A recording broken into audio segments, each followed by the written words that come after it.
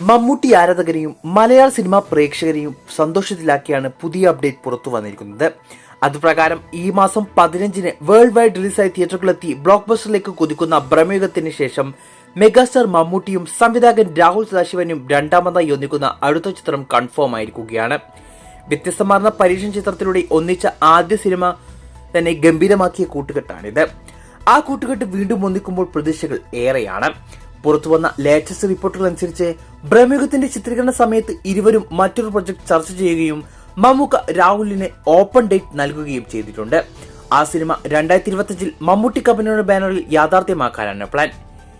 28 കോടി രൂപ ബജറ്റിൽ ഒരു പരീക്ഷണ ചിത്രമെടുത്ത് ബ്ലോക്ക് ബസ്റ്റർ ആക്കാൻ ഇരുവർക്കും സാധിച്ചെങ്കിൽ അടുത്ത സിനിമയ്ക്ക് പ്രേക്ഷകർക്ക് കണ്ണും പൂട്ടി ധൈര്യമായി ടിക്കറ്റ് എടുക്കാം.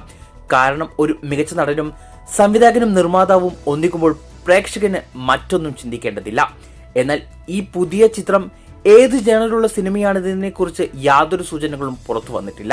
വൈകാതെ ഇതുമായി ബന്ധപ്പെട്ട അപ്ഡേറ്റ് പുറത്തു വരുമെന്ന് കരുതാം. മമ്മൂട്ടിയും രാഹുൽ സദാശിവനും വീണ്ടും ഒന്നിക്കുന്ന ചിത്രത്തിനായി നിങ്ങൾ കാത്തിരിക്കുന്നുണ്ടോ?